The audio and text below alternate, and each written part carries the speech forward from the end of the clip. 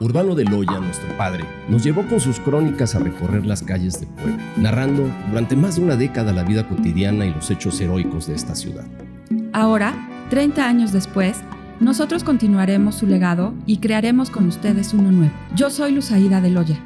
Yo soy Guillermo de Loya. Y esto es Puebla de nuestros amores.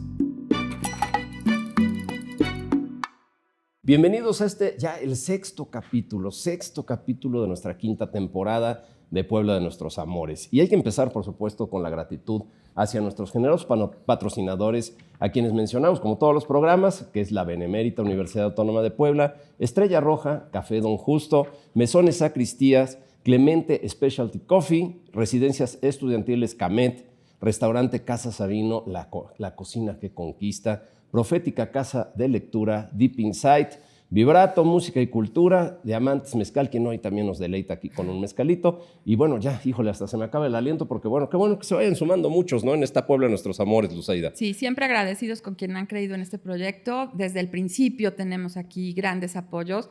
Y, por ejemplo, aquí está Profética, Casa de la Lectura, que es un ícono en el centro, la cual, sin fines de lucro, su principal objetivo es promover la lectura, la literatura. Cuenta con una biblioteca pública, con una librería estupenda. Yo creo que todos los que hemos ido a Profética nos quedamos ampliamente sorprendidos. La biblioteca tiene un acervo especializado en literatura, 13,000 títulos está abierta para todo el público de lunes a sábado, de 9 a 9, y como ellos dicen, ven, te esperamos a leer. Y está en la 3 Sur 701, ahí en el centro. Le agradecemos mucho su apoyo, como siempre, a Profética Casa de la Lectura. Y también, rápidamente, les vamos a pasar ahorita la imagen. Se las debíamos del capítulo pasado, cuando nuestra amiga Maricruz Ríos hablaba de la única imagen que existe de un taller textil novohispano o de un obraje novohispano. Les pasamos aquí el cuadro de Carlos López, que es de propiedad de la Fundación Carlos Slim. Está en el Museo Somaya. Vean qué joya. Se los pasamos aquí una imagen de esa obra de arte. Y bueno, pues ya, las grabaciones completas, tal y como el cronista las grabó hace más de 30 años, las encuentran en nuestra página www.puebladenuestrosamores.com. El vínculo de todos nuestros patrocinadores y de nuestra página está en los comentarios. Y no deje de seguirnos porque ya sobrepasamos los 10,000 seguidores, ¿verdad, Guillermo? Y estamos muy contentos. Ahí vamos. Muy contentos. Y bueno, pues suscríbanse, denle like, quédense hasta el final de este episodio, porque hoy nos acompaña alguien que ya es de casa. Es nuestro amigo, es un invitado que ha estado ya por tercera vez en Puebla de nuestros amores, porque él es investigador, es conferencista, curador de exposiciones que acercan al público a la cultura del libro antiguo. Y créanme, yo he ido con él a la Biblioteca Palafoxiana y se quedan asombrados de lo que sabe este hombre. Los que no lo conocen, lo tienen que conocer. Y bueno, es gestor de proyectos que vinculan al turismo y al patrimonio a través de estrategias para su puesta en valor. En el ámbito público ha sido, entre muchos otros cargos, director del Instituto Municipal de Arte y Cultura. Es el mismísimo señor de los libros, Fabián Valdivia Pérez. Bienvenido, Fabián. Gracias, Luzaida. Gracias, Guillermo. Bienvenido. Un gusto y sobre todo estar como en casa. Estamos en casa. Es tu casa. Estamos con los amigos. Creo que ya estamos más invitados nosotros que él. Ya es más casa de Fabián. Yo creo que ya necesita aquí su silla, pero es un lujo tenerlo y yo le agradezco sabe de todo, siempre. Señores. De verdad no se pierdan escucharlo.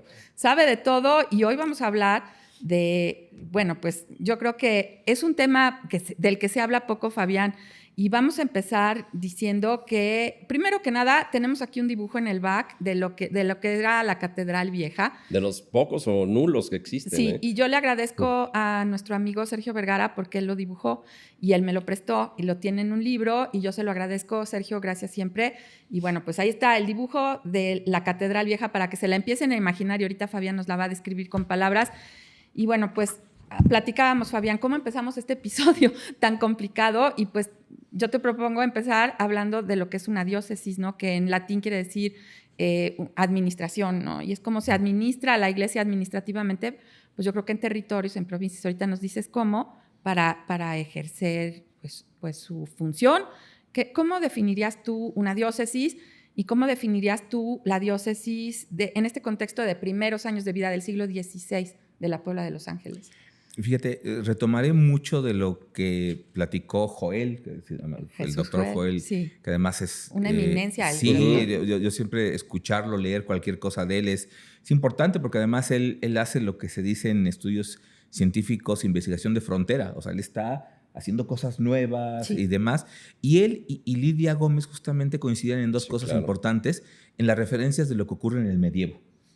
O sea, el medievo europeo, que de momento, por la historiografía del siglo XIX, le llamamos la etapa oscura, el oscurantismo. Sí, el oscurantismo. Y que tiene que ver con ideas de cómo se concibió el mundo cronológicamente hablando. En realidad, de oscura no tiene nada. O sea, más bien estamos influenciados por películas, como esta idea de los sacerdotes en lugares oscuros, los castillos ignorantes, lúgubres, ¿no? cuando era todo lo contrario. Inclusive la relación con Oriente, con el califato de Bagdad y demás, es otra cosa. Pero, ¿por qué pongo a colación esto? Porque justamente, y eso debo decirlo, lo aprendí, lo entendí y lo empecé a estudiar por gusto, justo en el seminario de la doctora Montserrat Galí, en paz descanse, que ella, el gran seminario que hizo de Ciudad Episcopal ahí en la UAB, en el Instituto de Sociales y Humanidades, a los que nos invitó nos abrió un panorama muy grande, y la doctora justamente proponía una lectura de nuevas investigaciones en torno a qué es una ciudad episcopal. En realidad lo que va a ocurrir hacia el año 1200, que justamente es el periodo que también hablaba Lidia y Joel, de lo que va a ser el nacimiento de las órdenes mendicantes, ¿no? Obedece a una reestructura de la iglesia. Y en gran medida, los sacerdotes que llegaban a ciertas ciudades europeas comenzaban a poner orden, ¿no? Es decir, llegaban a feudos, llegaban a pequeñas poblaciones, y el sacerdote, por la formación que tenía, también, obviamente aún no hay órdenes regulares, no se las va a crear después, pero sí están influenciados por las ideas que hay del orden benedictina, ¿no? Etcétera, etcétera.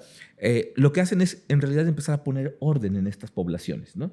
¿Y qué es lo que va a ocurrir? Que entonces el sacerdote va a empezar a ser el líder de todo, de política, de economía, hay que decirlo porque está bien estudiado, hasta de ejércitos, para defender esas pequeñas poblaciones. Y entonces esa cabeza de la ciudad, ¿no?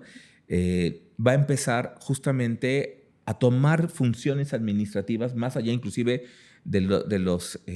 la idea de ayuntamiento también, digamos, no nace como tal, pero inclusive del gobernante de la ciudad, ¿no?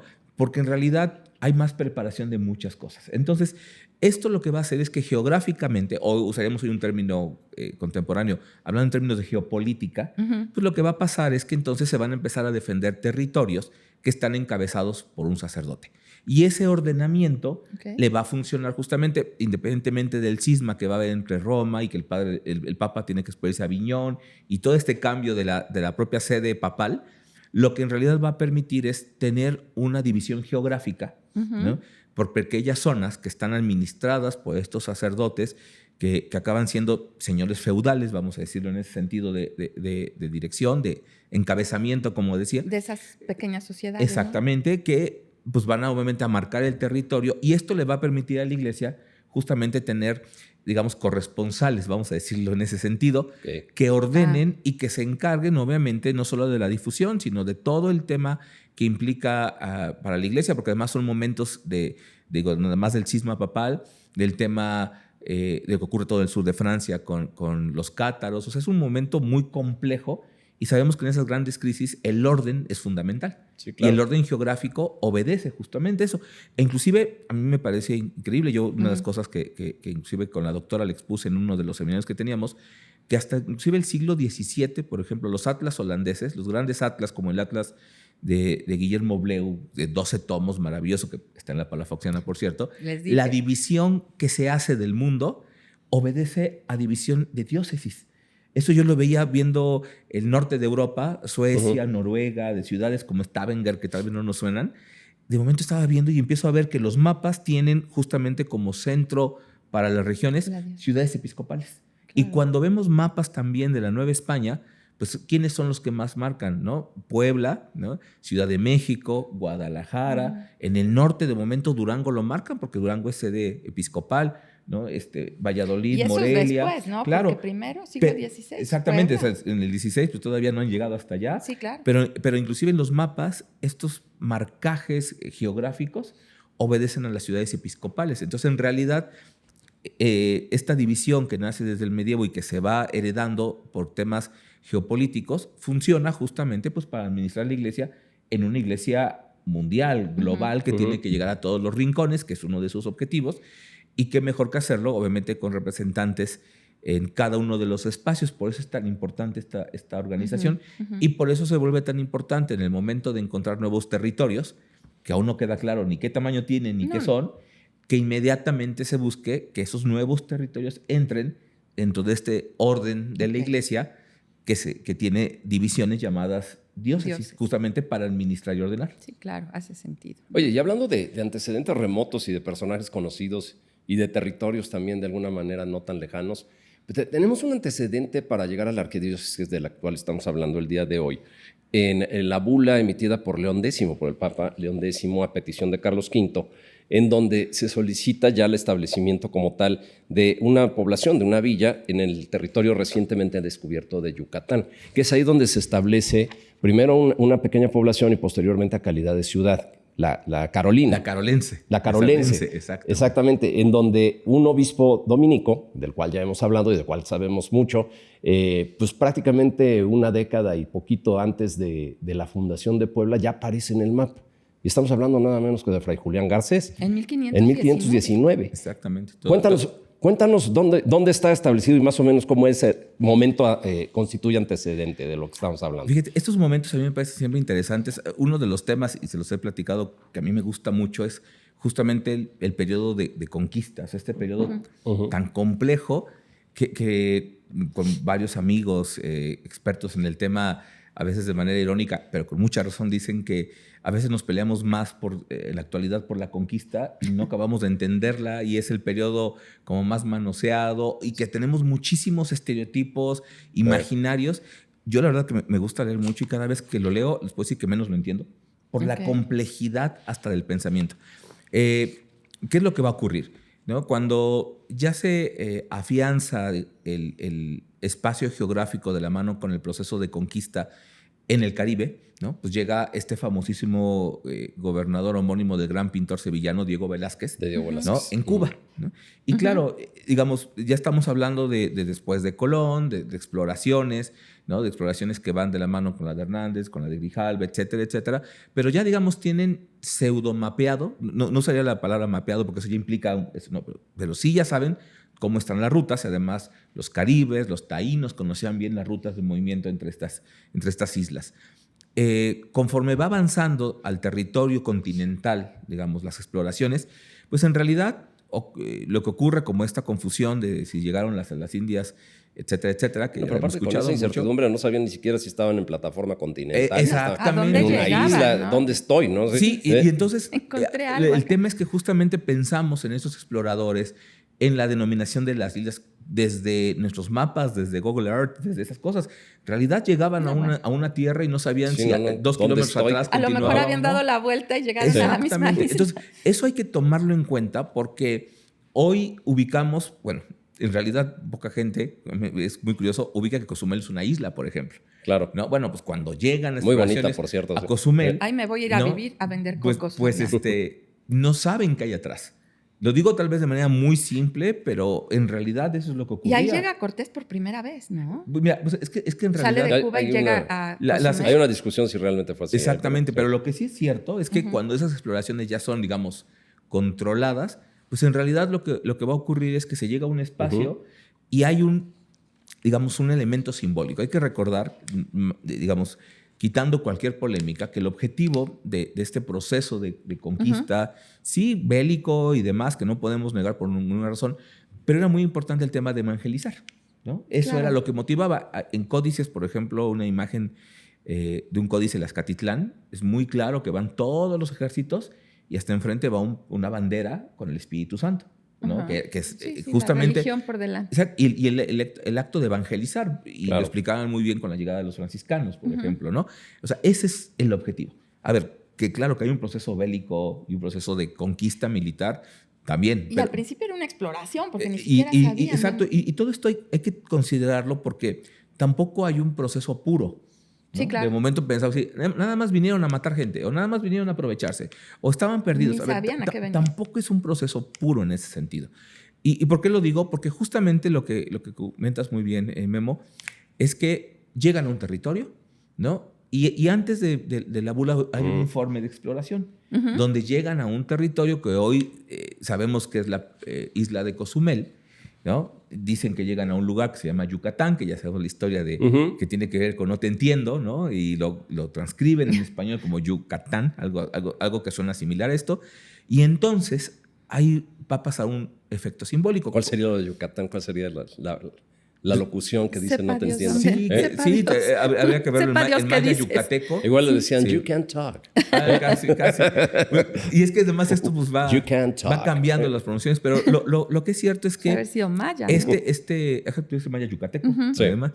seguro. Y lo que va a ocurrir es que entonces se funda automáticamente en contacto con tierra, y como el objetivo es la evangelización, y esto va de la mano con el poblamiento de nuestras tierras, se funda no voy a decir una ciudad, porque es que ciudad es una categoría legal administrativa, sí, ¿no? ya más Un poblado, establecida. ¿no? O sea, que esa vez es un error de concepto. ¿No? Un poblado que le llaman en honor a Carlos V, Carolense. Así se va a llamar el lugar, ¿no? Y en un informe que existe, que es maravilloso, justamente en un informe de exploración, dicen, se va a fundar este lugar que le vamos a llamar Carolense, y en este lugar se va a fundar una diócesis con su catedral, ¿no? En este espacio. De una vez. Rey, sí, de una vez. De una vez. Porque en realidad lo que están haciendo simbólicamente hablando es marcar el origen a partir del objetivo. Esa es la información que va a llegar justamente a España, ¿no? Con el rey, y es la información donde se va a pedir esto, pero a partir del resultado de una exploración. Ahora, nada más no hay que olvidar algo en este proceso, porque uno diría, ¿y el rey por qué está de intermediario? Es lo que te iba a preguntar. ¿No? Porque justamente ¿cuál era el papel ahí? El imperio español, ¿no? Hay un acuerdo, el Real Patronato, en donde varias de las funciones del Papa, como el nombramiento de obispos, lo podía hacer el rey de España, ¿no? Digamos, había eso es parte del Real Patronato. Es entremezcla de límites, ¿no? Entre lo terrenal y lo... Exactamente, pero donde también había mandato, claro. Exacto. En el caso del imperio, el rey es quien podía nombrar a los obispos, claro, respaldado con un proceso ante la Santa Sede, ¿no? Pero el rey lo podía. Por eso, cuando hablamos de Palafox, decimos, entonces Felipe IV envió a Palafox. Si uno revisa bien lo que acabo de decir, que lo hemos repetido muchas veces, ¿y por qué el rey? ¿No tendría que ser el Papa? Sí, como claro. Ahorita las noticias que escuchamos, ¿no? O la película de Cónclave. Exactamente, de donde el Papa nombra obispos. Bueno, sí, pero ¿no? En este periodo que estamos hablando y durante el virreinato, el rey es el que nombraba obispos, modificaba obispos. Por eso es tan importante la bula, ¿no? Donde, ya hay una ciudad llamada Carolense y ya los que llegaron ahí la fundaron, pero hay que formalizarla. Por eso el rey se lo solicita al Papa. Ese es el camino, ¿no? Es lo que entiendo, que es como el rey propone al obispo que él considera al Papa, y el Papa ya emite la bula, ¿no? Exactamente, digamos, la documentación administrativa, legal. El proceso. Pero por eso es importante decirlo eso, o sea, que esa capacidad de poder nombrar a los obispos solo existe en el tema del Imperio Español. En otras partes del mundo... El rey de España, solo exactamente, el rey de España. Por eso es el intercesor. Y justamente lo que va a ocurrir es a partir de eso, entonces ya hay una diócesis llamada Carolense. A partir, o sea, esa cronología es importante, no a partir de que se les haya ocurrido ponerse el nombre del rey, no, sino porque cuando se llega a Cozumel y a Yucatán y se hace el informe, se informa que ya se fundó un lugar llamado Carolense y que ahí los exploradores dijeron, ahí va a haber una catedral y una diócesis. Okay. ¿Qué vestigios hay actualmente de todo esto? Muy buena pregunta, pues no hay. Mira, ¿en Cozumel no hay nada? Es que por ahí he andado en la zona y la verdad es que nunca he encontrado algo semejante. No es cierto, no sale del hotel cuando va a Cozumel, que vas a andar en la zona. De la alberca, ¿no? No sale del alberca. El fondo de la alberca. Del bar de la alberca. Con mis shorts del pueblo. No, en realidad, una vez nos dieron, porque teníamos ahí varios amigos, nos dieron una excursión verdaderamente exhaustiva de toda la historia yucateca. No hay una mención real, así, donde realmente nos podamos parar y decir, aquí existe un vestigio de este. Ni en Cozumel, Ni en Cozumel. Mira, eso es muy interesante porque justamente quienes han investigado el tema a profundidad para ver los documentos y demás, a ver, se fundó, y esa es una de las maravillas de nuestra ciudad, que muchos de los procesos de... Otra vez, la fundación es un nombre muy pesado. Es no es un solo día, ¿no? Exactamente, y además porque son procesos muy largos. Digamos, los procesos de creación de poblados, pues en realidad cuando uno revisa la documentación, los informes, son experimentos sociales. Algunos pegaban, otros no pegaban, unos fueron maravillosos como en nuestra ciudad. Afortunadamente. Otros sí. hay que pensar que ¿cómo ocurrían estas cosas? Pues ocurrían en la playa, ¿no? O sea, con elementos además... Bajándose del barco, ¿no? Sí, y además con elementos sí. vegetales, perecederos. Como el clavado de la Veracruz, ¿no? Más o menos. Sí, Sí, o sea, así. es decir, Sí, ¿dónde sí. está el ayuntamiento, ese ayuntamiento de la Veracruz? Sí. Bueno, pues, fue simbólico, ¿no? Sí. Y lo digo porque inclusive, por eso digo, la categoría ciudad hay que tener cuidado, ¿no? Porque bueno, Cortés y sus hombres hacen todo como el acto simbólico, ¿no? En Veracruz, pero no se quedan ahí. Siguen, y claro, porque están en tierra firme. Entonces, esa idea de la tierra firme es tan importante para ocurrir con esto. Es decir, es el lugar llamado Carolense, o sea, está en los informes. Esa Pero diócesis exactamente no sabemos dónde está. Porque en realidad, también, si pensamos en que la información tarda no menos de 7, 8 meses en llegar, y que en esos 7, 8 meses ¿Quién ya se sabe qué movieron. pase? Exacto. Hay una parte en donde se están leyendo informes de cosas, ¿no? Que no están ocurriendo o que ya no ocurrieron. Por esa razón es tan importante que cuando Cortés va avanzando, ¿no? Y se van teniendo los informes, hasta la caída de Tenochtitlan, que siempre, como siempre digo, no significa que haya caído Tenochtitlan y el otro día todo cambió. En realidad es otra vez un tema de control militar. Sí, claro. ¿No? Pero el propio Cortés está pidiendo que vengan, por favor, un dominico y un franciscano. O sea, Claro. esa carta es importantísima, pero porque en realidad está pensando, digo, independientemente, todo, repito, de la parte bélica. Entonces, cuando dicen, bueno, es que ya se fundó una villa rica de la Veracruz, ¿no? Ah, bueno, y ahora ya cayó Tenochtitlan, ¿no? O Temistitlán, o con todos los nombres que se les decían. Vamos viendo la ruta de cómo va la conquista. Y entonces, justamente lo de Fray Julián es muy importante porque pues, el rey dice, pues vamos a tener la diócesis, ya estará la carolense. ¿Y en dónde va a residir entonces? Porque si nos están diciendo que hay más territorio... ¿Por qué nos vamos a quedar aquí? Exactamente, Y es ¿no? precisamente a lo que iba. O sea, estamos hablando de 1519. Cortés Sí, estaba todo esto llegando, es ¿no? antecedente, o sea, la Cortés primaria. es- estaba no saben de qué llegando. tamaño es. Y hablando de, qué forma. de lo que tú decías, de que experimentos funcionaban y experimentos no, Guillermo, la diócesis esta carolense establecida en Yucatán no precisamente funcionó muy bien, ¿no, Guillermo? Bueno, a ver, lo que pasa es que, como decimos, es un antecedente remoto, pero sin embargo, lo que es cierto es que quedó en el papel y después los españoles demorarían todavía en colonizar el territorio peninsular, digamos, de Yucatán. Y la capital provincial, que era Mérida, que sería fundada hasta 1542, ¿no? Por ahí Sí, más o mucho menos. después todavía. Ya estaba súper fundada Puebla. Claro. Ya estaba súper fundada Puebla. Pero ¿por qué? A ver, ¿por qué en Tlaxcala? O sea, ¿por qué acaba vinculándose esto a Tlaxcala? Mira, esto es interesante porque cuando se nombra a Fray Julián Garcés... ¿Él llega a Yucatán? No. No. Fray Julián Garcés, no hay que olvidar, primero, él es un universitario de París. O sea, él está estudiando... Él es un dominico Perdón, estudiando dominico, en París. Y pregunto esto, perdón, Fabián, porque la ampliación solicitada por el obispado fue precisamente para que se diera hacia Tlaxcala. ¿Y por qué? Exacto. Sí, mira, hago este paralelo. O sea, hay que ver. Fray Julián Garcés es un dominico, es Estudiando. un universitario de París. O sea, es de la élite intelectual, hay que decirlo. O sea, él está del Como nivel... los dominicos, ¿no? Sí, pero él en Estudiosos. particular está al nivel que de las casas, al nivel Ah, ok. de los grandes, a eso Ok. me refiero, ¿no? O sea, entonces, cuando él lo nombran, ¿no? Él ya es un anciano. O sea, cuando él dice, tú vas a Ah, ser sí, el yo obispo. me lo hacía joven, ¿no? 60 años. 60. Cuando llega... Ya para tiene entonces ya 75, o sea, Santo Dios. Ya nos Sí, estamos sí, sí. acercando a ser ancianos. Santo conforme, Dios. Entonces, o sea, conforme a Fabián. entonces imagínense un tema. Bueno, es que 60 años Sí, no, para en el siglo XVI. la expectativa de vida que Sí, era. exactamente. No, claro, claro. Y además, eran 30 años la esperanza de vida. él ya tenía fama de ser un gran intelectual, obviamente un hombre que entiende lo que está ocurriendo y que conoce muy bien esta administración que platicamos hace Sí, unos sí. momentos. A él lo nombran sin estar aquí, para empezar.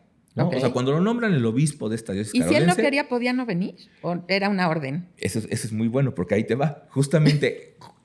Yo me hubiera quedado en París. De la manera paralela en que él recibe la orden de que va a ser el obispo. Es una orden. Del otro lado también, porque además todo eso a través de bulas. como Ok. decimos, del otro lado, pues sigue el avance territorial, digamos, de la conquista, ¿no? Y justamente cuando él lo nombran, digamos que se va empujando el lugar. O sea, dicen, Claro. bueno, entonces la carolense la movemos a Veracruz. Un poquito Bueno, más. Ujú, imagínate Sí, un poquito. bueno, Sí. porque ya es territorio conquistado, tierra firme. Pero después, no, pero ya Cortés tomó la capital de los mexicas, ¿no? Temistitlán. Que es Ajá. pues que se vaya a Temistitlán.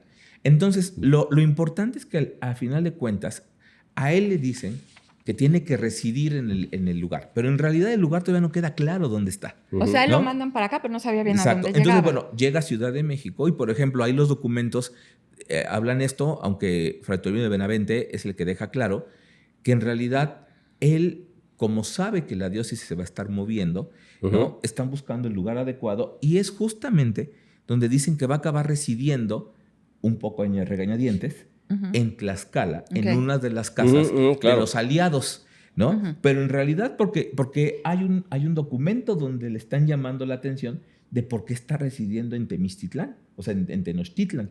O sea, digamos, hay cierto jaloneo, el documento existe. ¿Operó de ahí alguna forma la conveniencia de la alianza con Tlaxcala en contra de los mexicas? Mira, o sea, evidentemente eso hay que tomarlo en cuenta, sobre todo, otra vez, pensando en espacio geopolítico. Es decir, a ver, en Tlaxcala están los aliados. Los ¿no? conquistadores no hubieran conquistado la Nueva España, sino Exactamente. Y aparte era con la los ayuda caciques se bautizan. También. Entonces, en realidad, lo que está ocurriendo es que, y en el caso de Tlaxcala, con todo y que hacemos burlas y lo que sea de Tlaxcala, hay que leer la historia de Tlaxcala en el siglo XVI, que es impresionante. No, yo tengo muchos amigos tlaxcaltecas. Muy bonitos. A mí bonitos. La historia de Tlaxcala del siglo XVI, desde su senado, que está el lienzo, me parece una historia maravillosa, que hay que entenderla para entender también Puebla. Claro, porque va de la mano. Y entonces, Fray Julián, en realidad, está llegando a Tlaxcala, pero también, otra vez, no hay que perder. Estamos hablando de que la diócesis se está moviendo.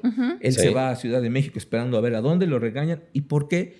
Porque en realidad lo que tienen que buscar es un lugar que sea un asiento para la diócesis. ¿Lo tiene que buscar moviendo. Lo tiene que buscar la corona y la Real Audiencia.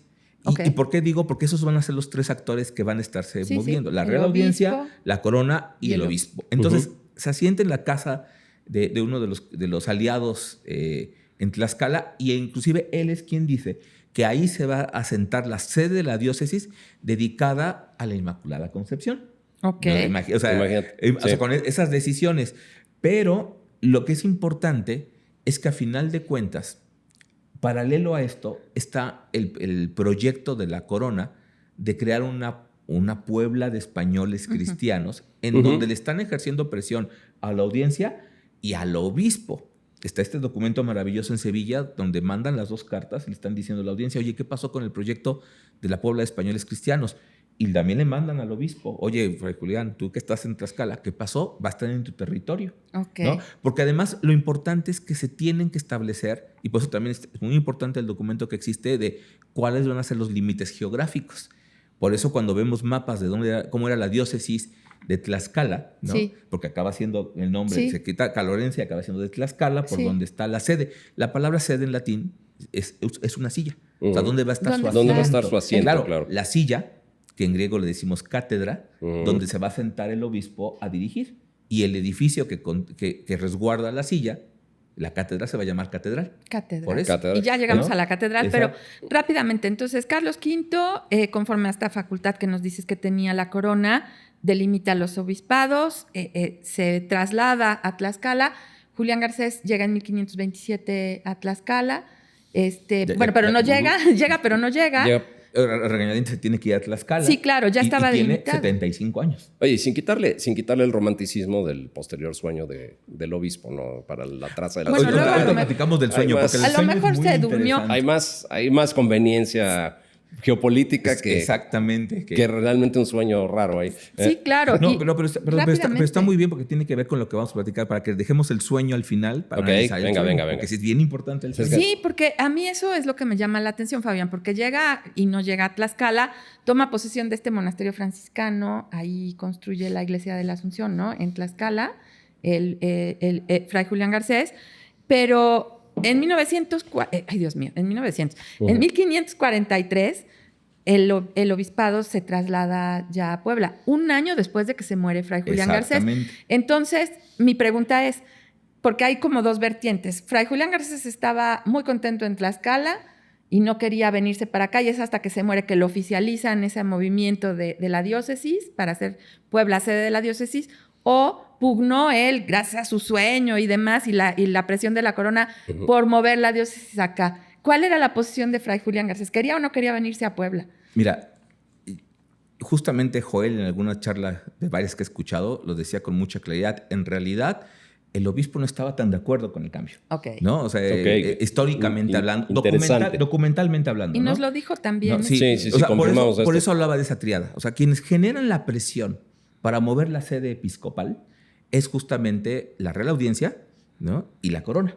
Uh-huh. Hay que pensar justamente lo que está ocurriendo, y por eso decía que a mí la historia de Tlaxcala, leyendo muchas cosas de Tlaxcala, he entendido muchos temas porque no lo podemos separar. O sea, es decir, hoy hay una frontera y son estados, pero lo que está ocurriendo en ese momento es impresionante, sobre todo en el ejercicio del poder y del orden, además. Hay que pensar Es que no había en orden. eso, ¿no? Uh-huh. Entonces, lo que va a ocurrir es que cuando se crea este poblado, esta Puebla de españoles cristianos, ¿no? Que en 1532 va a quedar ya como ciudad de Los Ángeles, ¿no? Ya con esa categoría.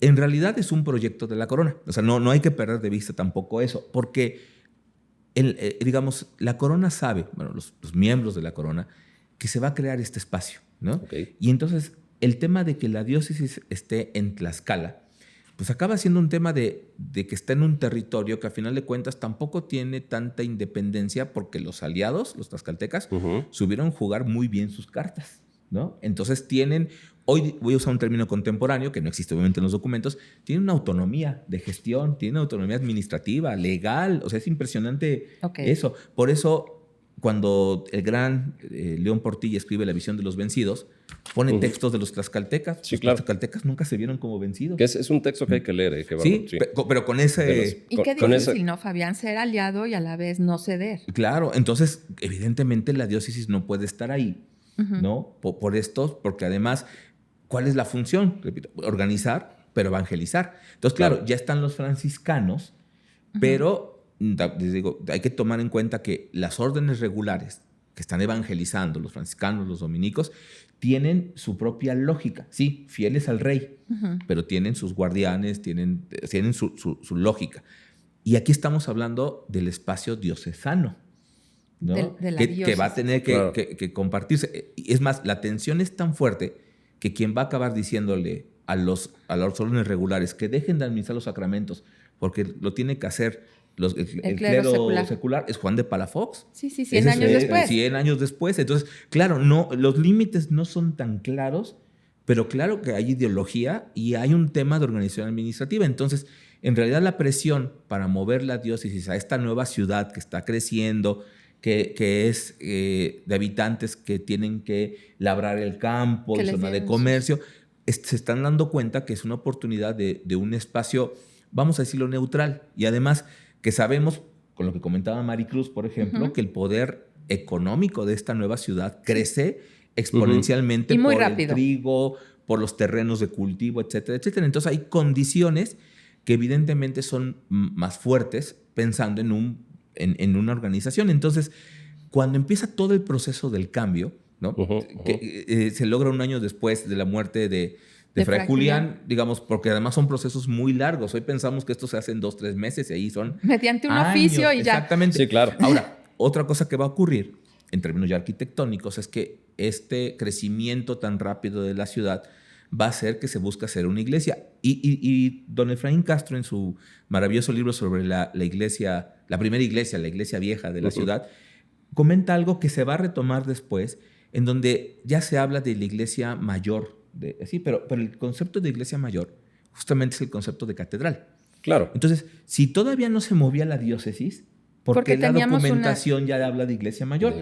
Bueno, si uno empieza a extrapolar información, a leer adelante y atrás, pues te das cuenta que sí se está pensando eso. Ya existía la intención como tal. Sí, claro. Entonces, claro, el terreno para hacer esta iglesia mayor, ¿no? Que muchos, hay una placa ahí en el portal del 6 de septiembre que dice, aquí estuvo la iglesia. La primera. Bueno, en realidad hoy, gracias a maravillosos trabajos ya científicos, sabemos que la primera estuvo donde actualmente está el atrio, ¿no? Entonces ahí estaba esa iglesia mayor, que para que tengamos una idea en términos de arquitectura, es una estructura muy similar al exconvento franciscano de Zacatlán, ¿no? O sea, 3 naves. Sí se parece. claro, Sí, claro, muy sí, parecido. sí, sí. Claro, a ver, porque así están Acabo de construyendo. andar por Y de allá, hecho, sí. si vemos los estudios que se han hecho de otras edificaciones del siglo XVI, ¿no? Tipo basilicales. Sí, sí. Creo que se con 2 estandarizaba, aguas. ¿no? Es que en realidad el conocimiento, hoy pensamos en la innovación como sinónimo de creatividad artística y en realidad eso es muy nuevo, ¿no? Claro. Si tú aprendías a construir de una manera que no se caía. Era un modelo de éxito que era un tenías que modelo de éxito. replicar. Exacto. Por eso los conventos del siglo XVI, por todo este país, tienen un modelo similar. Oye, ¿no? pero qué revelador lo que estás diciendo. Digo, me voy un poquito a lo que decías al principio, que en una razón también de conveniencia, además de muchos otros factores por geografía y demás, pero sí estuvo dentro de la mesa de las decisiones el que los tlaxcaltecas de alguna suerte estaban sentados del lado de los conquistadores. Siempre. Y así se vieron, ¿eh? Por eso sería un día padrísimo también hablar de, aquí en este maravilloso programa, de los pueblos por los que existe esta ciudad. Hablar de los tlaxcaltecas, Sí, claro. de los huejotzingas, De los de Calpan, los de canteros, Texcoco, todo eso, que ahorita tendremos que hablar ahorita de Calpan un poquito. Sí, claro. Pero en realidad, porque el espacio geográfico es muy distinto a lo que estamos pensando, ¿no?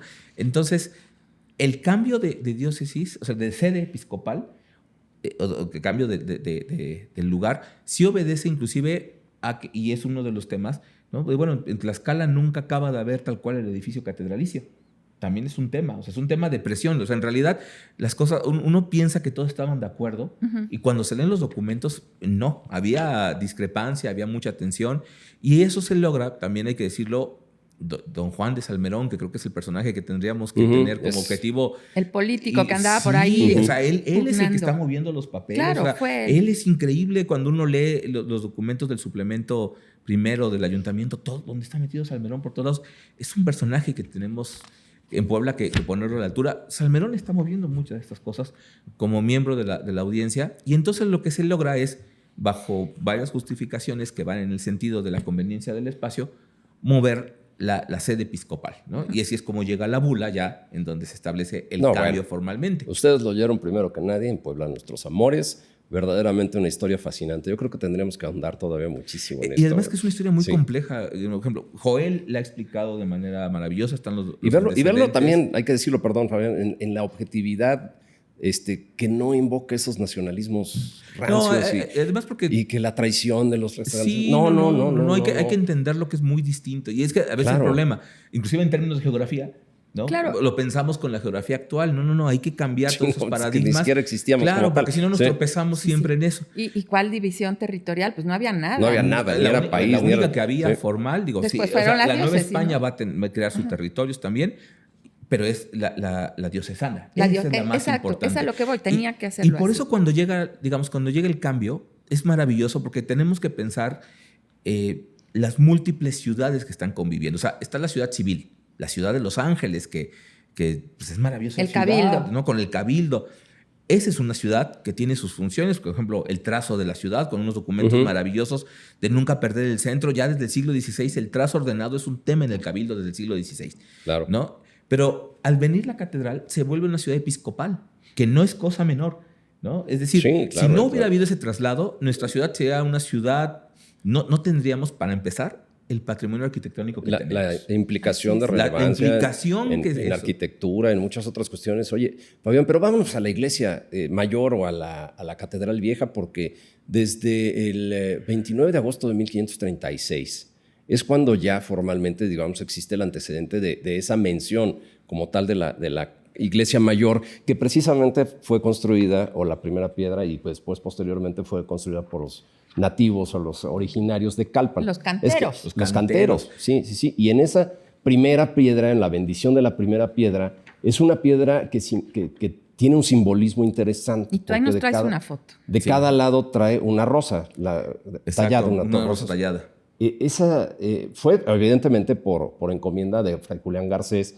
Si no tengo mal el dato, fue canónigo de Tlaxcala. De Tlaxcala, ¿no? claro. Francisco Leiva. A Francisco Leiva, claro. De Leiva. De Leiva.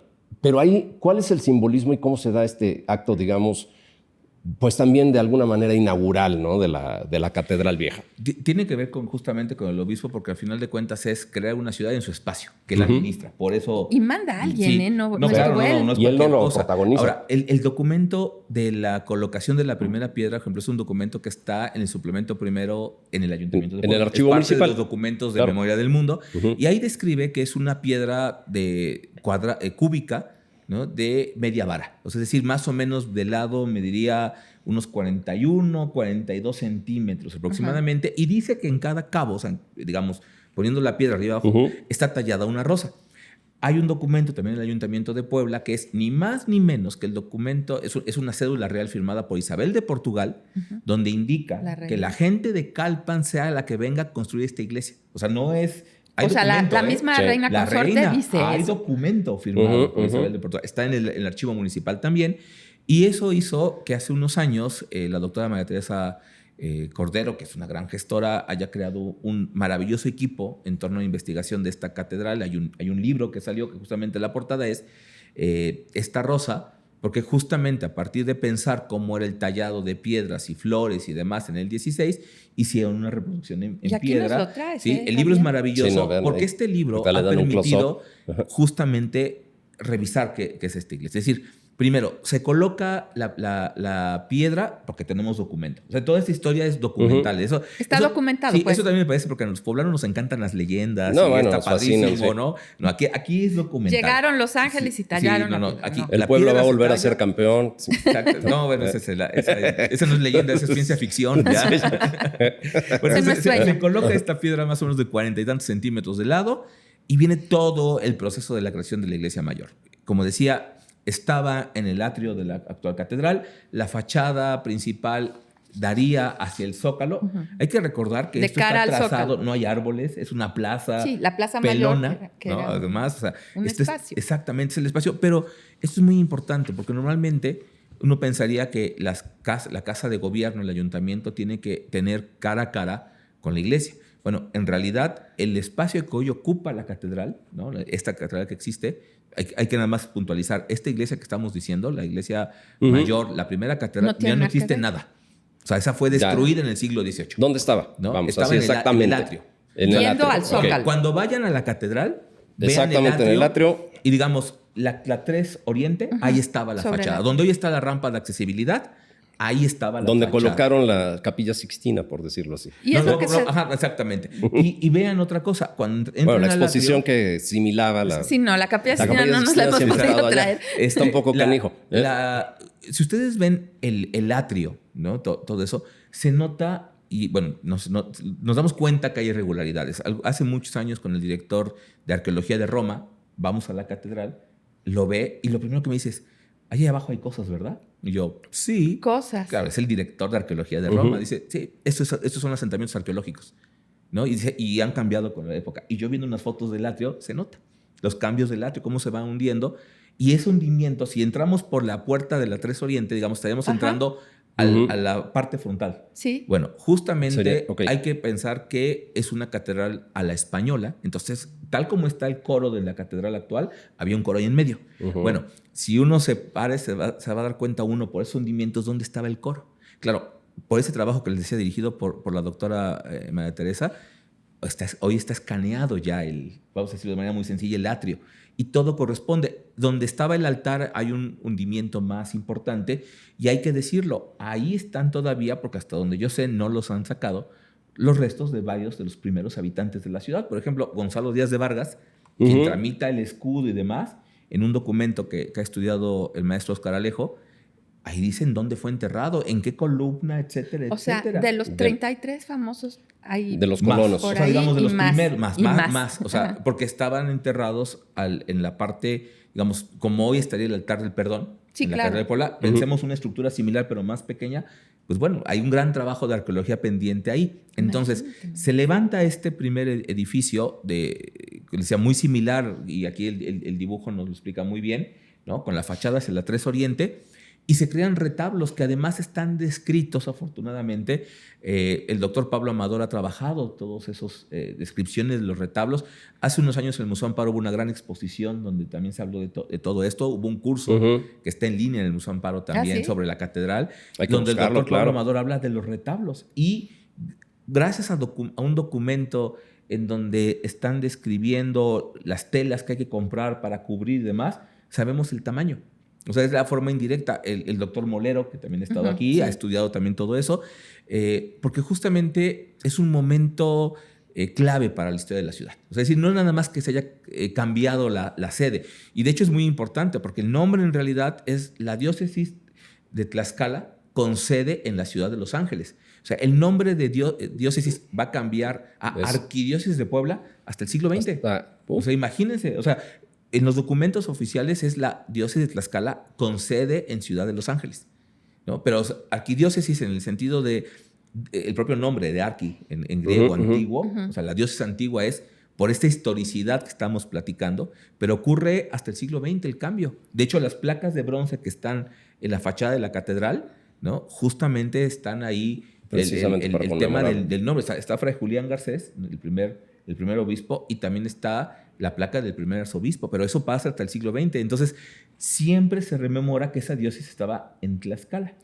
Claro, esta iglesia mayor, catedral, después del cambio, va a tener esos retablos maravillosos y va, digamos, cuando llega don Juan de Palafox, ¿no? Él ya ve la obra de la nueva catedral, porque incluso en 1575, En 75. ¿no? Es cuando se empieza a hacer la nueva, porque en realidad esta, con todo y que imaginémonos por el dibujo, visitando era grande, pues en realidad esta diócesis tenía mucho poder, ¿no? Claro. Económico, Sí, ¿cómo no? cultural, social, administrativo, y hay que hacer una más grande. Pero el espacio donde hoy está la catedral, pues había casas que se destruyen para hacer el nuevo diseño de Becerra.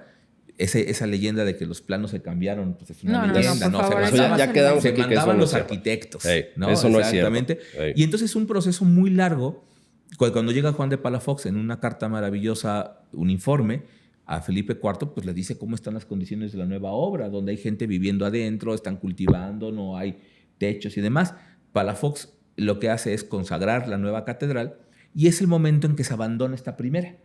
Algunas cosas se trasladan, mas no todo. Por ejemplo, hay una maravillosa pintura de la Virgen de la Antigua, como se denomina esa advocación mariana, que está en las oficinas de catedral. Bueno, esa sabemos que había, gracias, repito, a los trabajos del doctor Pablo Amador, había un retablo dedicado a la Virgen de la Antigua en la antigua catedral. Se llama la Antigua no por la antigua catedral, hay otra historia, ¿no? Existe esa pintura y muchas otras cosas.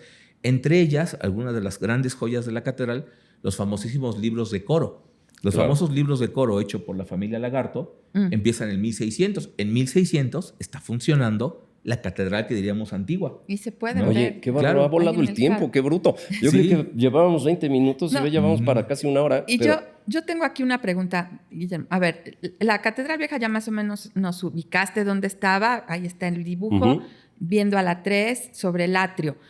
Pero, ¿qué pasa con la Catedral Vieja cuando Becerra ya empieza a trazar la catedral? Es mi primera pregunta. Y ya, esa es bien básica, pero bueno, ¿cómo definirías tú una catedral? O sea, ¿qué define una catedral?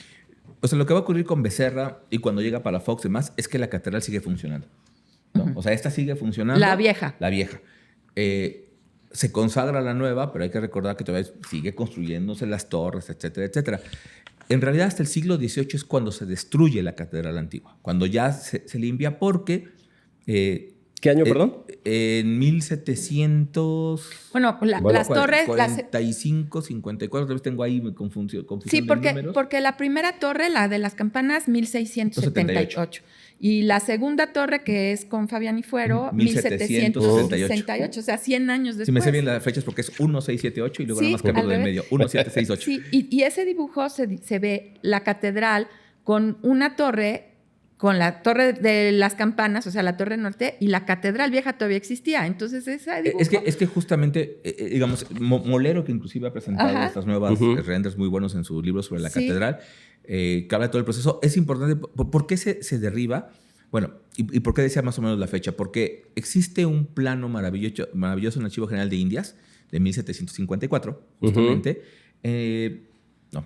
40 y algo, ahorita no me recuerdo bien la fecha, pero lo importante de ahí... Más menos, no sí, importa. exacto. Lo importante de ahí es que en el plano de la catedral, además de marcar las 4 torres, está marcado la construcción que tiene que ir sobre el atrio, que obedece a las instrucciones que dejó Palafox. ¿Qué es lo que quería hacer Palafox?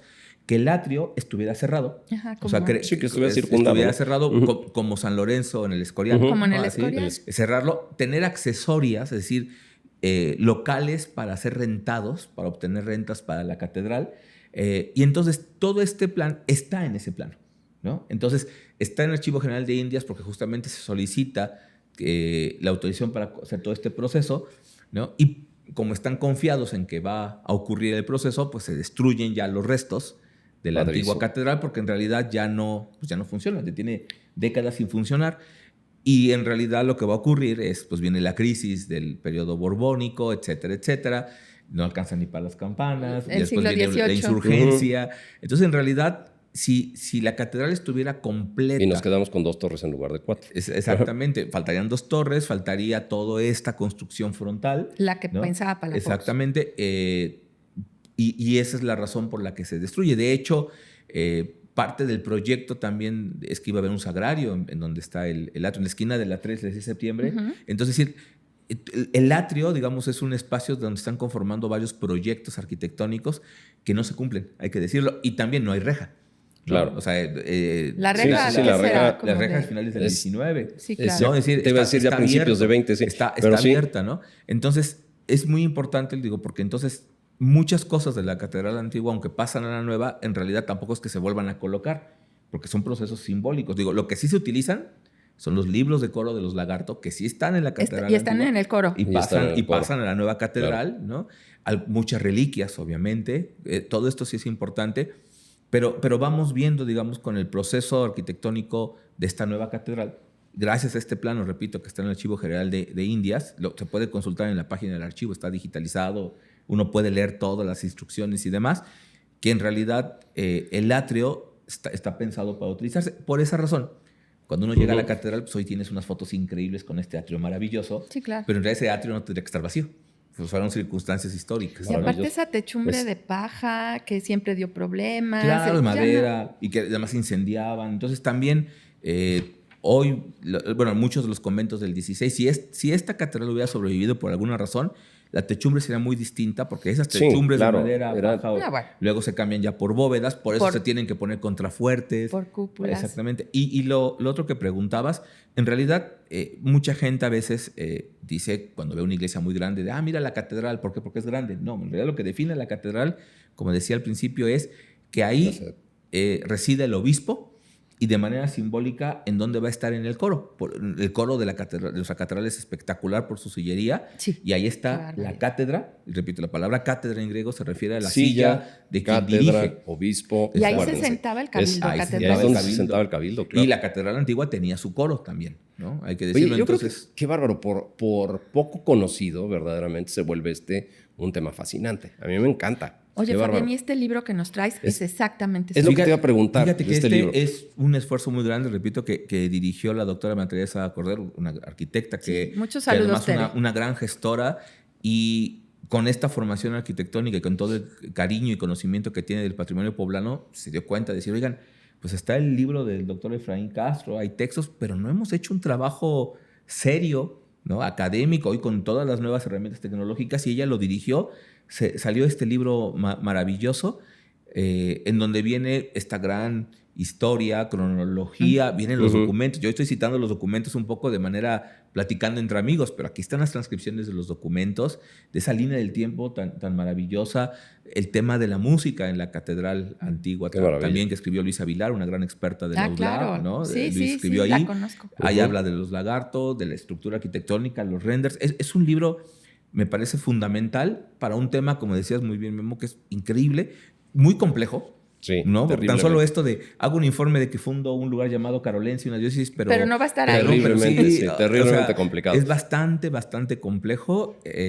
Pondremos el link aquí en los comentarios para descargar el libro justamente, creo que son de esas cosas que hay que difundir mucho. Ustedes lo han hecho muy bien en el programa. Además, ¿no? quien se precie de ser poblano tiene que conocer estas cosas. Sí, digo, por Dios. Y acabaré con la leyenda. Porque ya Es que yo te iba a decir, a ver, nos quedaste de ver con lo del sueño de Garcés. Así Sí, es que, y esa por es mi favor. última pregunta. ¿Qué es lo que todo mundo debe de saber de este tema, de la Catedral Vieja? ¿Es el sueño? Es que fíjense, hay unos documentos en el Cabildo que nuestro gran Mariano Echeverría y Beitty, el gran primer cronista historiador del siglo XVIII, o sea, otro de esos personajes que tenemos que darle más boom, porque además Beitty es un gran historiador de la Nueva España. Sí. ¿No? Pues bueno, Beitty cita justamente en su historia de la Fundación de Puebla. En ese informe que le hace Sí, eso que es maravilloso, que el doctor Efraín también publicó comentado, y que por cierto ese manuscrito que está en España se publicó por primera vez en 1931 para celebrar los 400 años de la ciudad. Después el doctor lo hizo comentado y no se ha vuelto a publicar. Y es un librazo fundamental. Bueno, el asunto es que Beitty, él pone en duda muchos temas. Dice, porque a ver, pues es el primero que va a poner, digamos, en tela de juicio el asunto de la leyenda. ¿Qué es lo que va a ocurrir? En realidad, en el archivo municipal, cuando hay informes de la ciudad, hay uno muy bonito donde se dice que esta ciudad está tan bien hecha que parece que no fue hecha por mano humana. No dice que fueron los ángeles ni Dios, ¿eh? O sea, no lo dice. O sea, dice, parece que no fue hecha, ¿no? Y hay otro que dice, bueno, es de tal calidad que parece que se edificó de ángeles. O sea, pero no hay leyenda, ¿eh?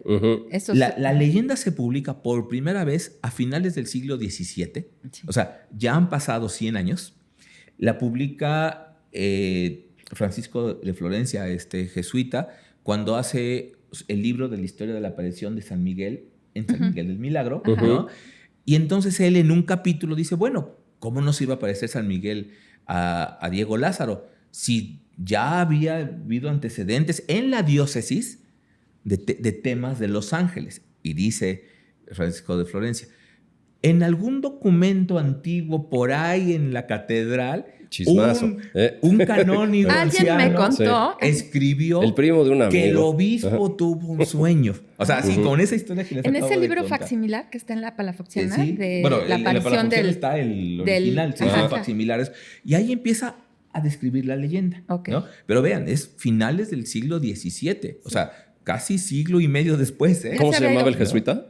Francisco de Florencia. Francisco de Florencia pudo haber sido, pues se pudo haber tomado la licencia de novelar de alguna manera. Exacto, pero ¿por qué lo hace? Y ya se había ido para la Fox, parece. Claro, ¿no? sí, claro, pero el tema es quién tiene el poder, el obispo. Entonces, en realidad, lo que hace la leyenda, y voy a usar una palabra muy dura, pero ese análisis que hay que hacer, es desvirtuar que el proyecto de fundación haya sido de los franciscanos.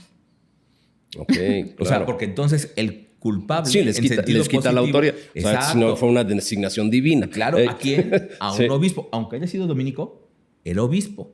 Entonces, ya no era dominico, ya era un obispo. Era clero secular. Entonces, en realidad, esa leyenda hay que verla en el tema de la disputa del poder entre las órdenes regulares y los seculares. Que se dieron con todo. Que ya en pasados capítulos ha quedado claro que se traían las suyas. Y el tema del sueño es algo muy recurrente en muchos temas de fundaciones. Bueno, desde Rómulo y Remo y todas las que quieran. O sea, porque es un designio divino. Y por eso, un tema que yo estoy investigando, que publicaré, ya espero pronto, sobre el tema de nuestro escudo y demás, hay un tema de imaginario muy importante. O sea, la ciudad la construyeron los ángeles. Ahí están los ángeles. Pues sí, pero recuerden que los ángeles son solo mensajeros. Un mensajero no crea el concepto ni el contenido, solo manda el mensaje. Bueno, en textos del siglo XVIII, cuando el orgullo angelopolitano está con todo y interpretan el tema de la fundación a partir de ángeles, ¿no? Ya con la disputa, pero ya diciendo, sí hubo un tema de ángeles, ¿no?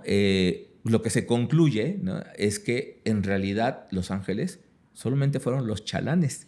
Esta ciudad está pensada por Dios mismo. Claro. O sea, es una ciudad divina. Sí, claro.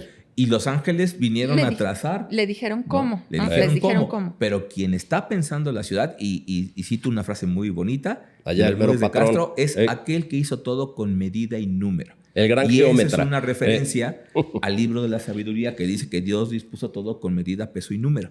¿no? Y lo dice el escudo. Dios mandó el Salmo 91. Dios mandó a sus ángeles a que te cuiden, pero ellos son mensajeros. ¿no? Okay. Es decir, y es mandato de Dios. Es mandato de Dios. Y en ese sentido tiene totalmente congruencia el que el mismo Dios se haya aparecido, haya dado el mandato a través de un sueño. Porque pues, Dios se comunica con los hombres. A través de los sueños. Hay que en la Biblia, los grandes patriarcas. Exactamente. Por si no nos sentíamos especiales ya los poblanos, ahora por favor, siéntanse todavía tocados. Y entonces un intelectual como Florencia lo entiende perfectamente. y entonces crea el sueño. Y el sueño, pues ya a partir del texto de Florencia, pues se va a repetir en los textos de los cronistas, hasta que llegue a Echeverría y Beitia, y va a aparecer, y aparecer, y aparecer. Pero en realidad hay que contextualizarlo, saber dónde, saber qué se dice antes. O sea, lo que sí es cierto es que el sueño cayó en blandito, como decimos popularmente, porque la gente, al menos desde el 16, sí se dice, pues esto parece que se edificó de ángeles, esto no parece... El trazado perfecto. Sí, pero alguien la pescó. Y bueno, claro, pero eso es importante, puedes entender el imaginario. O sea, en el imaginario existe la idea de que esto no fue obra humana. Y el escudo dice además que Dios manda a cuidar a sus ángeles. Para que te custodien. Pero hace falta una narrativa, diríamos hoy una ficción, hay que construir la narrativa para que todas estas ideas acaben cuajando en un maravilloso texto como el del padre Florencia. O sea que el escudo fue parte de esta narrativa. El escudo, lo que yo lo creo, retoma, digamos. Es que el escudo... Pues es que fue hay varios huecos que todavía no sabemos porque no hay suficiente información, ¿no? para saber el poder de la imaginación en torno al escudo, pero lo que es cierto es que desde que llegó nuestro escudo, la idea angelical está totalmente puesta. La ciudad salvada del agua. Todo. Y entonces por eso el poder episcopal se va a fortalecer. Y cuando se crea la narrativa del sueño, lo sueña el obispo. Por lo tanto, es una ciudad episcopal. Maravilloso. ¿No? Si no hubiera habido traslado, no hay nada de lo que estamos platicando. Todo hace sentido, Fabián. Y todo el patrimonio, no habría palafoxiana, no habría conventos, no habría esto que fue una estrategia muy bien medida, además. Estamos hablando de grandes intelectuales. Y que salió bien, porque no funcionó en Mérida, pero Oaxaca. Y además quizá la intencionalidad en Mérida era distinta. El tema de Fray Julián Garcés, de que haya estudiado en París, sea un gran intelectual, o sea, no lo perdamos de vista, ¿no? Toribio de Benavente, pues otro de los grandes. Esa confabulación de esos tres personajes. Es decir, qué bárbaro. Estamos hablando de grandes mentes de su época. O sea, muchos dicen, es que los poblanos somos muy presumidos. Pues sí, somos presumidos, pero es que la gente que está aquí metiendo mano en la construcción de la ciudad, somos una chulada, ¿no es cierto? Entonces, el tema... Repito, si no viene ese traslado, que ya dijimos, Fray Julián no estaba tan a gusto con el traslado, pero si no la corona y hay esta presión también con la no lo cambian a esta ciudad, que además en ese crecimiento la ven como la posibilidad para sentar bien a Dios. Para florecer. No tendríamos la ciudad que estamos teniendo. Oye, pues grandes pensadores, grandes intelectuales y grandes regaños nos van a dar aquí por el estudio porque ya nos excedimos un poquito de la hora. Nada. Pero... caray, es un tema que da para muchísimo. Yo creo que encaminado a la celebración de los 500 años de Puebla como ciudad, creo que son cuestiones que deberíamos de retomar, deberíamos de ahondar y deberíamos de incentivar a que se lleve a cabo investigación seria alrededor de todo esto, ¿no? Claro. Y mucha difusión. Y difusión. Porque hay trabajos pero... Y que no nos dé flojera, yo lo digo así sinceramente, acercarnos a estas cosas. Pueden ser de momento complicadas, pero es que de momento pensamos la ciudad como un ente así, como un todo. Y está la ciudad civil, la episcopal, después va a venir la militar, las ciudades del saber, con los jesuitas, con los colegios. O sea, hay muchas pueblas en un solo espacio, la ciudad gastronómica, ¿no? La ciudad de la independencia. Y creo que por esa razón a veces estamos tan llenos de tantas cosas que hay que desmenuzar un poco, darnos la oportunidad de decir, pues vamos a reaprender, ¿no? Y vamos a seguir viendo estos programas que además aquí tenemos personas y escuchando aquí al señor de los libros Fabián, y a escuchar al señor de los libros, porque aquí ustedes dicen y nosotros ya nos ponemos a trabajar porque ya estamos pensando cómo difundir, lo acabamos de platicar, estos temas y muy pronto les vamos a dar una sorpresa porque esta ciudad, como lo decimos siempre, muy pronto va a cumplir 500 años y ustedes son parte del festejo. Síganos dejando sus comentarios en informes@puebladenuestrosamores.com. Se los juro que los leemos todo y se lo juro que por eso estamos trabajando y aquí no me va a dejar mentir ni Guillermo y por supuesto nuestro amigo Fabián, porque tú ya estás trabajando también en la organización de la conmemoración que la Puebla de Nuestros Amores se merece, ¿no es así? Totalmente, además el número es simbólico, 500 años y demás, pero son 5 siglos de mucha herencia histórica que además hay que reflexionar para las futuras generaciones, para lo que sigue. A veces es como, el pasado ya pasó. A ver, el pasado tiene sentido del momento que lo activamos desde el presente para saber justamente cómo reflexionar. No, Claro. no es memorizar fechas, es saber lo que ocurrió, porque repito, si no hay cambio de diócesis, no tendríamos la ciudad que tenemos. Ya. O sea, de ese tamaño es el cambio, o sea, lo que significó este cambio. Pensamos que con ser ciudad de Los Ángeles, con la parte civil, pues sí, pero también la historia de la iglesia es fundamental. No, A veces claro. lo que hacemos, Sí. no es la iglesia y tenemos muchos prejuicios. Bueno, el tema es que esos prejuicios no tienen nada que ver con la documentación, con la parte objetiva de cómo se conformó esta ciudad y la complejidad que implicó en términos culturales, sociales, arquitectónicos, económicos, que haya una ciudad civil, una ciudad episcopal, una ciudad del saber, y que todo tiene una armonía envidiable. La Puebla multidimensional. Pues hay que conocer la historia, porque si no, ya que citaste a los jesuitas, hay que saber de dónde venimos para saber a dónde vamos, ya que si no seremos campana que no resuena o paja que lleva el viento. Así es. Pues gracias a todos por habernos acompañado a este episodio de la quinta temporada de Puebla de Nuestros Amores, y le recordamos visitar nuestra página www.puebladenuestrosamores.com y nuevamente agradecer a nuestros patrocinadores, a La Guapa, Estrella Roja, Café Don Justo, Mesón Sacristía, Clemente Specialty Coffee, Residencias Estudiantiles Camet, Restaurante Casa Sabino, Profética Casa de Lectura, Deep Insight, Vibrato Música y Cultura y Diamantes Mezcal, que aquí te tienen un regalo también para ti, Fabián. ¿Te gusta el mezcal y el mezcal poblano? Muchísimo. Pues venga, también es parte de nuestra historia y hacer historia también con un buen mezcal que te da el día de hoy Diamantes Mezcal. Muchísimas gracias. No dejen de seguirnos en YouTube, en Spotify. Somos ya un chorro, ya somos bastante, una buena comunidad que si lo seguimos replicando y si nos seguimos multiplicando en este conocimiento, creo que vamos conjuntamente a poder hacer algo por Puebla. Escuchemos, si les parece, al cronista, a don Urbano de Loya, el cómo despedía este programa, que también, por supuesto, lo pueden encontrar en nuestro sitio puebladenuestrosamores.com. Importante esta crónica de mi padre porque aquí habla de las fechas trascendentes de las que hablamos hoy. ¿Les parece? ¿Lo escuchamos? Muy bien. Muchas gracias, Fabián. A ustedes, gracias. Además, capítulos de Puebla eran, sí, Gabriela, la cartilla esencial de la Puebla Angélica con 5 fechas trascendentes. 20 de enero de 1531, licencia para edificar una ciudad otorgada por la reina regente Doña Juana. Domingo 16 de abril de 1531, fundación y principio de los trabajos materiales para construir a la Puebla. Trazo de la futura ciudad y se oficia la primera misa.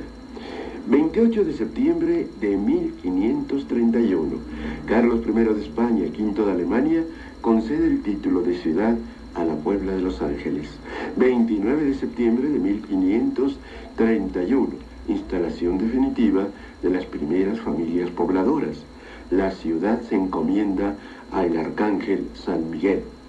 1550, el pontífice Paulo III proclama y expide la bula por la que se instituye el obispado de Puebla.